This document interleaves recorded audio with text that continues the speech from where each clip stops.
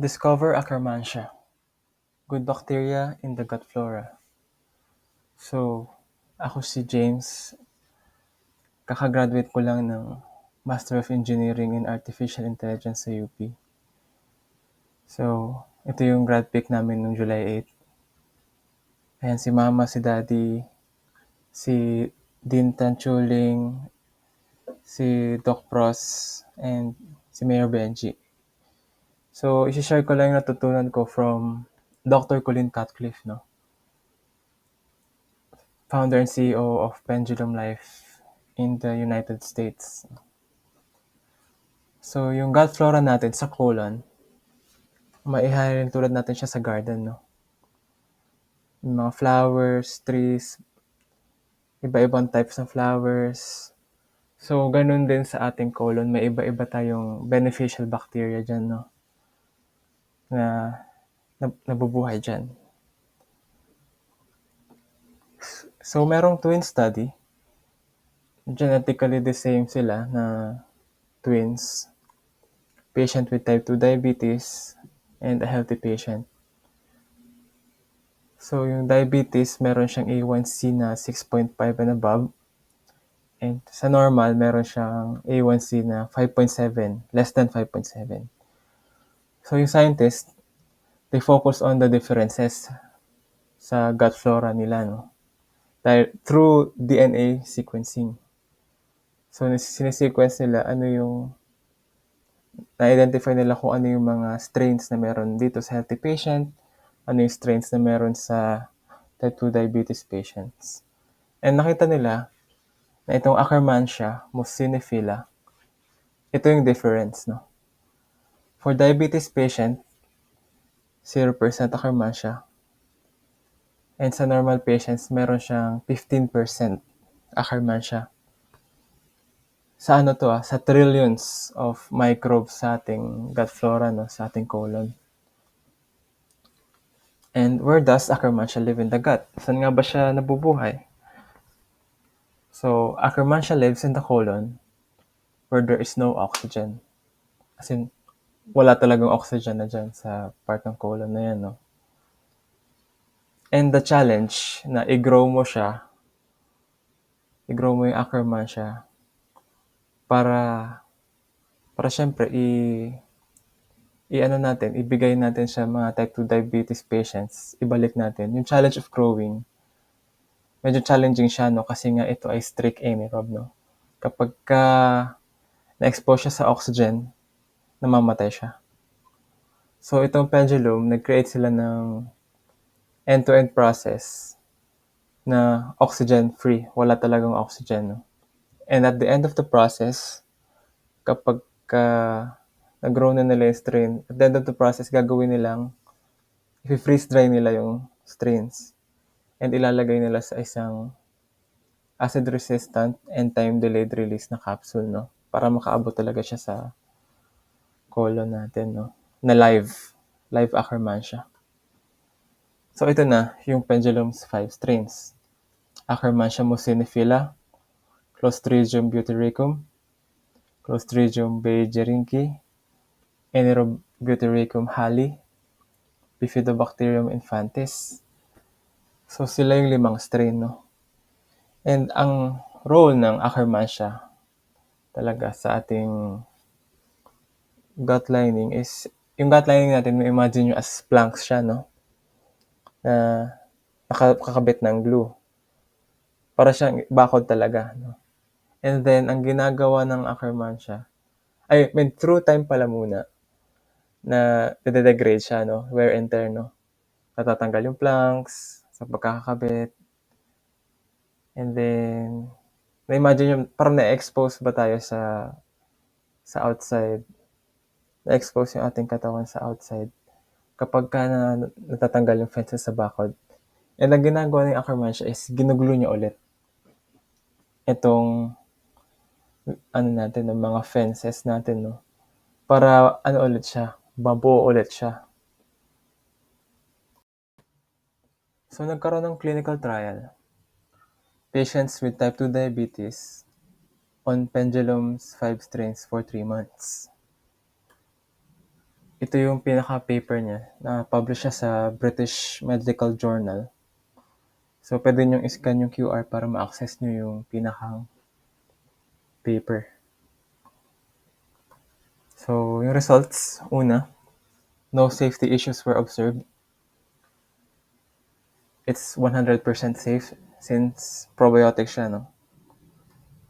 And pangalawa, negative 0.6 A1C and 34% reduction in blood glucose spikes. So, gano'n nga ba ka-significant itong negative 0.6 A1C for 3 months? So, makita natin sa figure, if nasa diabetes range ka, 6.6, and then negative 0.6, magiging kang 6. So, magiging from diabetes to pre-diabetes. So, kaya kanyang i-cross doon sa line na yun, no? And then, if initially, sabihin natin, pre-diabetes ka, meron ka 6 na A1C, 6%, negative 0.6, magiging kang 5.4. So, kaya kanya itawid from pre-diabetes to normal, no? Mababalikan niya sa normal. So, ganun siya ka-significant. And then, paano nga ba yun, no? How? GLP-1 is produced in the gut. No? Ang nag-stimulate sa kanya is butyrate.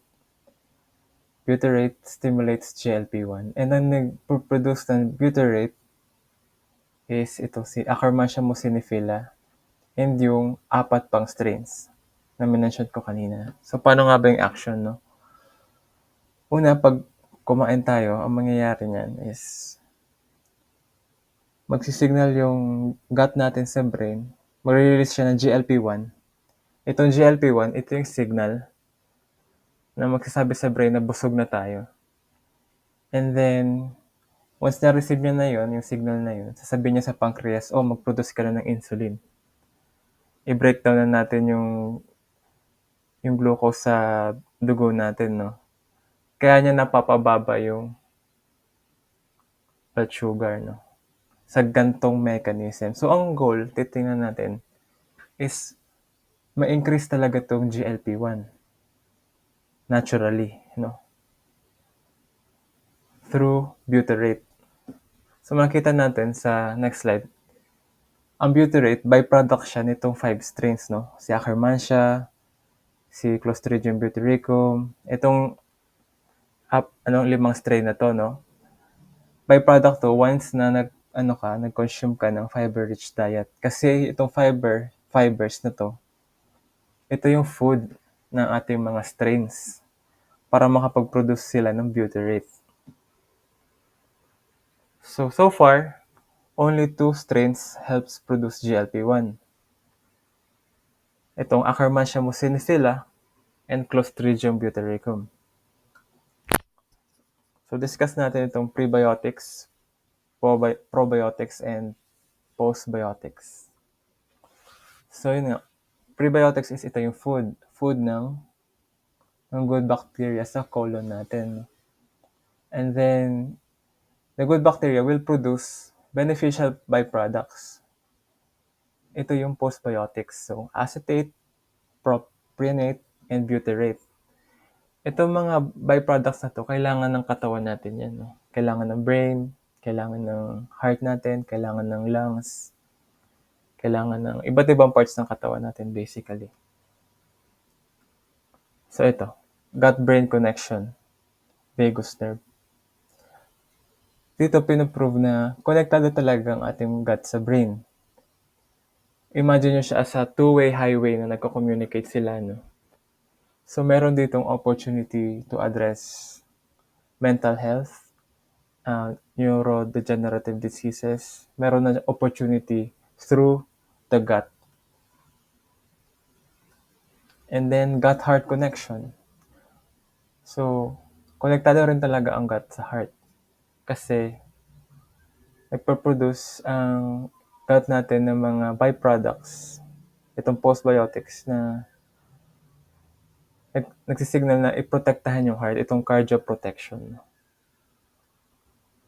So basically, yung gut natin connects to all systems in the body.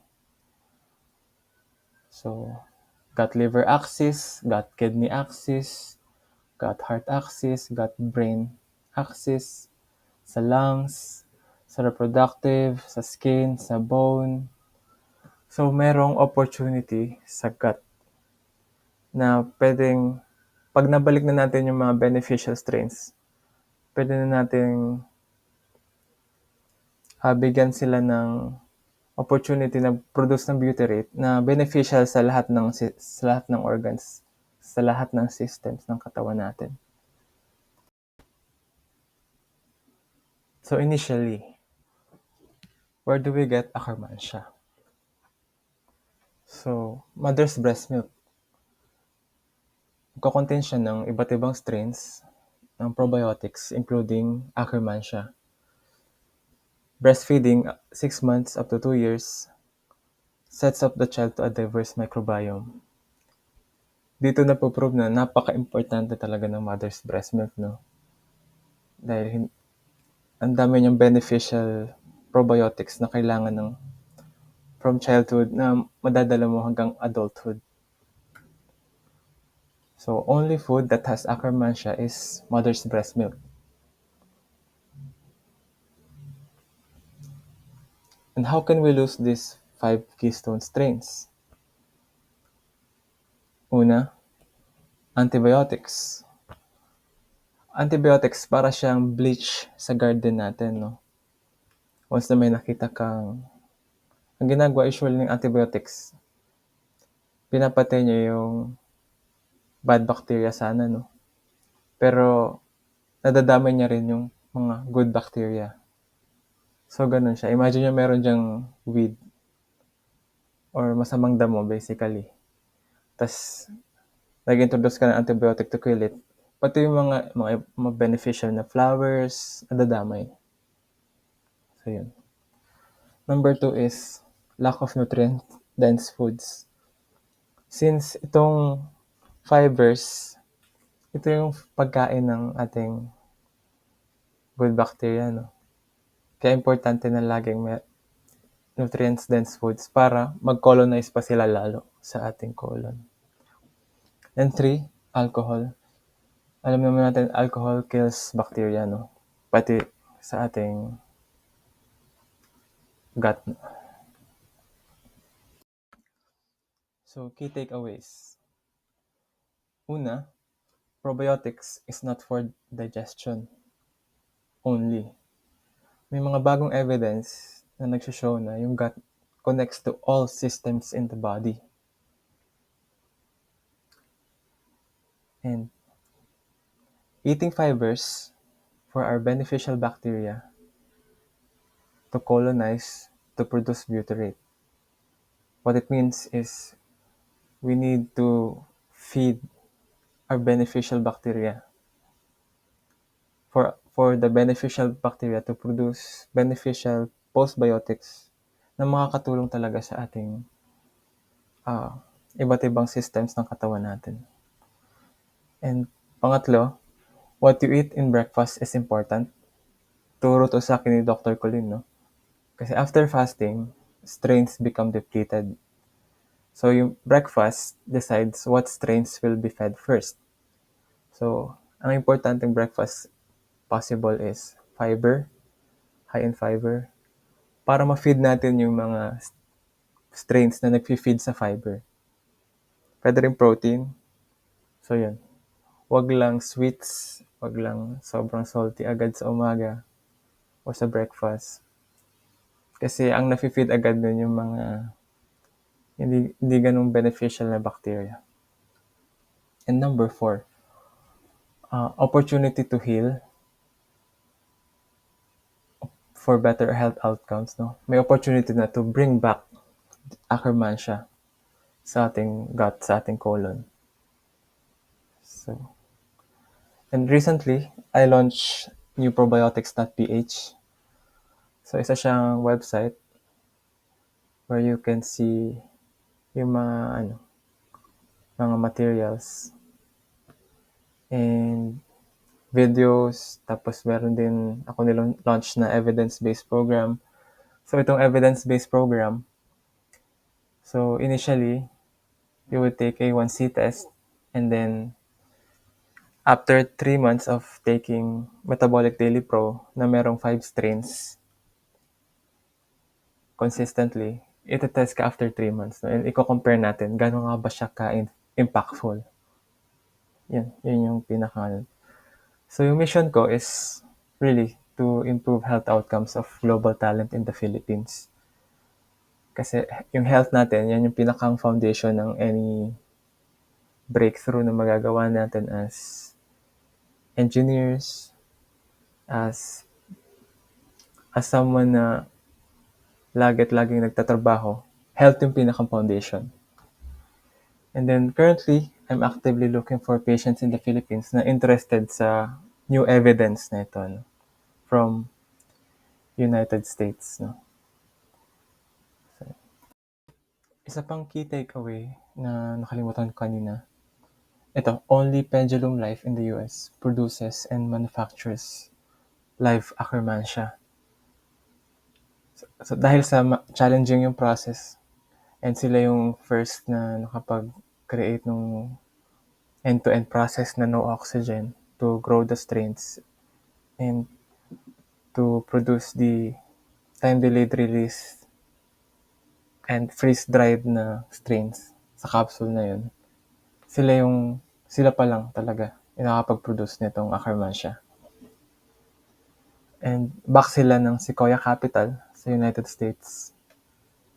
So itong Sequoia Capital, binak rin nila si Google, si YouTube, si Nvidia. So yun. So Sequoia Capital funds companies na enduring that will last for years and decades to come. So yun. And lastly, if you want to start now, you could. It's available on iHerb. Pag pumunta ka ng website ng pendulumlife.com, makikita mo na for international purchases sa Philippines, iHerb yung partner nila. So, it takes 5 to 7 days para ma-deliver siya sa Pilipinas. Ayun. And itong iHerb, di sila nag-allow ng third-party sellers. So, directly from United States na Pendulum yung products. So, yun. So, thank you.